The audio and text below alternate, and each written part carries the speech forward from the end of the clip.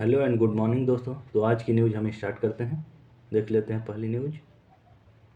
हाल ही में 3 दिवसीय अंतर्राष्ट्रीय गीता महोत्सव कहाँ आयोजित किया गया। आइए अब ऑप्शन से देख लेते हैं। ए ऑप्शन है भारत, बी ऑप्शन है ऑस्ट्रेलिया, सी ऑप्शन है श्रीलंका और डी ऑप्शन है अमेरिका। तो ऑप्शन आपका सही है इसमें सी, श्रीलंका। अब आगे देख लेते हैं। इसका आयोजन 1 से 3 मार्च 2024 तक श्रीलंका की राजधानी कोलंबो में आयोजित किया गया। हरियाणा सरकार और कुरुक्षेत्र विकास बोर्ड द्वारा आयोजित किया गया। श्रीलंका सरकार का सहयोग था इसमें। इसका उद्देश्य क्या है? पवित्र गीता के उपदेश को विश्व स्तर पर प्रसारित करना, विभिन्न देशों के लोगों को गीता के दर्शन से परिचित कराना। अगला पॉइंट है भारतीय संस्कृति और मूल्यों को बढ़ावा देना। कार्यक्रम क्या क्या थे? गीता पर आधारित व्याख्यान, संगोष्ठी, प्रतियोगिताएं आयोजित की गईं। अब आगे देखते हैं। गीता के श्लोक का गायन और भजन प्रस्तुत किया गया। अगला पॉइंट है गीता के संदेशों पर आधारित नाटक और नृत्य प्रदर्शित किए गए। विभिन्न देशों के विद्वानों ने गीता पर अपने विचार व्यक्त किए। अब इसका प्रभाव क्या होगा देख लेते हैं। हजारों लोगों ने महोत्सव में भाग लिया। गीता के प्रति लोगों की रुचि बढ़ी। अगला पॉइंट है भारत और श्रीलंका के बीच सांस्कृतिक संबंधों को मजबूत किया गया। और महत्वपूर्ण बात क्या क्या हुई इसमें? यह पहली बार था जब अंतर्राष्ट्रीय गीता महोत्सव भारत के बाहर आयोजित किया गया। अगला पॉइंट है यह महोत्सव गीता के सार्वभौमिक संदेशों को दुनिया भर में पहुंचाने का एक महत्वपूर्ण प्रयास था। अब आगे देखते हैं अन्य जानकारी क्या है। महोत्सव में श्रीलंका के राष्ट्रपति, भारत के उच्चायुक्त और अन्य गणमान्य व्यक्ति शामिल हुए। अगला पॉइंट है गीता के विभिन्न भाषाओं में अनुवाद उपलब्ध कराए गए। अगला पॉइंट है महोत्सव का लाइव प्रसारण विभिन्न चैनलों पर किया गया। अब आगे देख लेते हैं। अगली न्यूज़ है हाल ही में आयोजित संयुक्त सैन्य अभ्यास धर्म गार्जियन में भारत के साथ किस देश ने हिस्सा लिया। अब आगे देख लेते हैं ऑप्शंस, कौन सा ऑप्शन सही है। ए ऑप्शन है फ्रांस, बी ऑप्शन है जापान, सी ऑप्शन है ऑस्ट्रेलिया और डी ऑप्शन है अमेरिका। तो ऑप्शन आपका सही है इसमें बी, जापान। अब आगे देख लेते हैं। इसकी अवधि है 25 फरवरी से 9 मार्च तक यह चलेगा।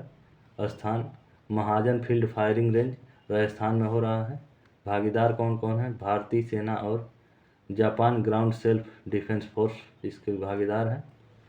मुख्य उद्देश्य क्या है? संयुक्त राष्ट्र चार्टर के अध्याय 7 के तहत अर्ध शहरी परिस्थितियों में संयुक्त अभियानों को अंजाम देने के लिए सैन्य सहयोग को बढ़ावा देना। अगला पॉइंट है संयुक्त क्षमताओं में वृद्धि करना। अगला पॉइंट है रणनीतिक साझेदारी को मजबूत करना। अभ्यास में शामिल गतिविधियां क्या क्या हैं देख लेते हैं। आतंकवाद विरोधी अभियान, मानवीय सहायता और आपदा राहत। अगला पॉइंट है संयुक्त योजना और संचालन, कौशल विकास और प्रशिक्षण।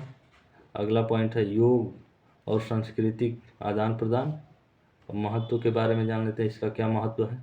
यह अभ्यास दोनों देशों के बीच रणनीतिक संबंधों को मजबूत करने का एक महत्वपूर्ण कदम है।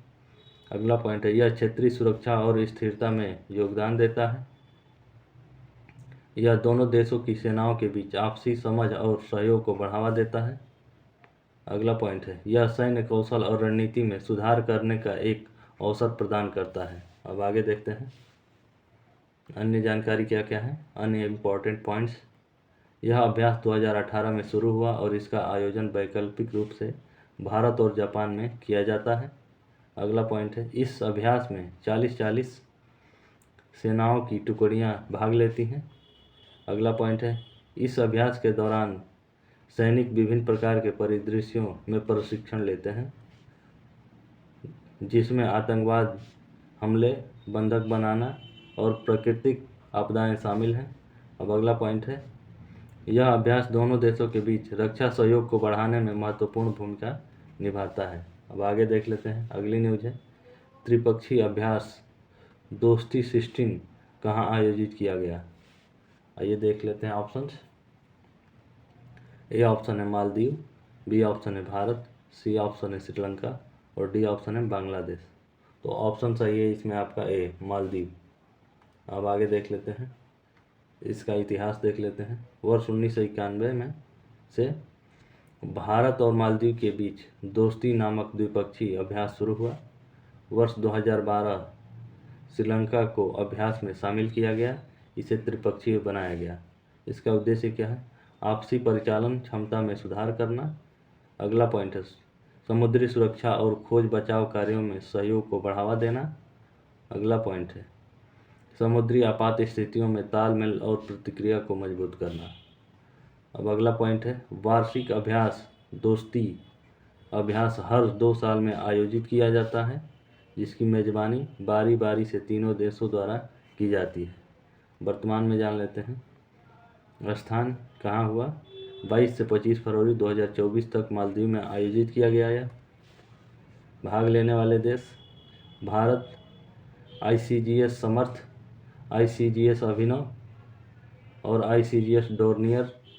मालदीव में MNS गुरधुरा और श्रीलंका SLNS सुमुदुरा और पर्यवेक्षक देश इसमें रहा बांग्लादेश। इसको याद रखना है, ठीक है। गतिविधियां क्या है मुख्य? समुद्री डकैती रोधी अभियान। अगला पॉइंट है खोज और बचाव अभ्यास। अगला पॉइंट है प्रदूषण नियंत्रण अभ्यास और अगला पॉइंट है संयुक्त युद्धाभ्यास। अब आगे देखते हैं इसका महत्व क्या है।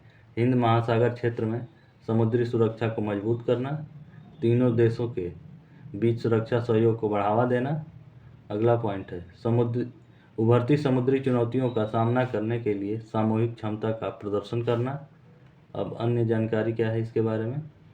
दोस्ती अभ्यास भारत की पूर्व की ओर देखो नीति और समुद्री पड़ोसों को पहले नीति का एक महत्वपूर्ण हिस्सा है। यह अभ्यास हिंद महासागर क्षेत्र में शांति और स्थिरता को बढ़ावा देने में योगदान देता है। अब आगे देख लेते हैं, अगली न्यूज़ है वन्य जीव दिवस कब मनाया जाता है। विश्व वन्य जीव दिवस कब मनाया जाता है, ठीक है।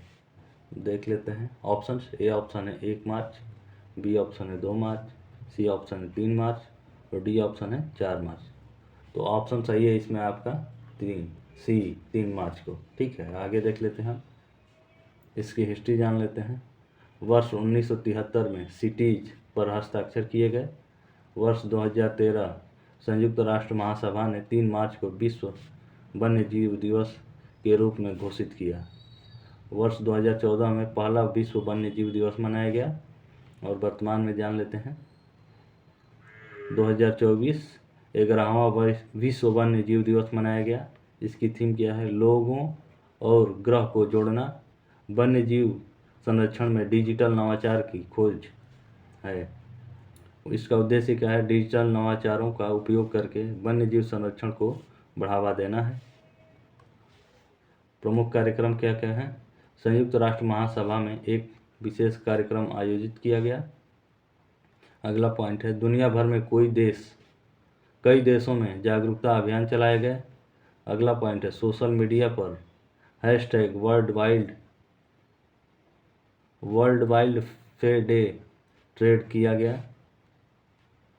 डिजिटल नवाचारों का उपयोग ड्रोन से वन्य जीवों की आबादी की निगरानी की जाती है ड्रोन से।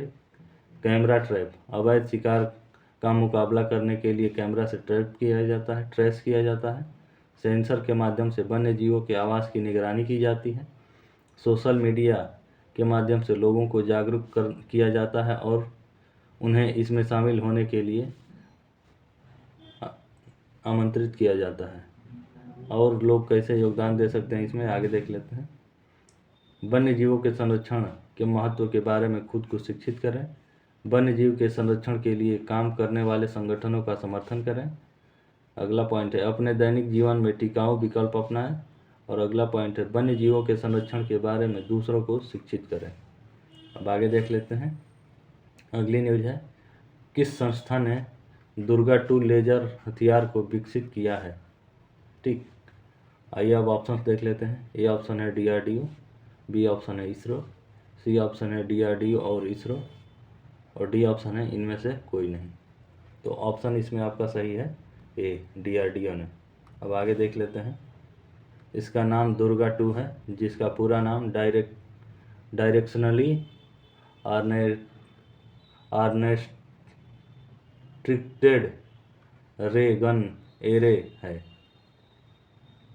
इसके डेवलपर हैं DRDO।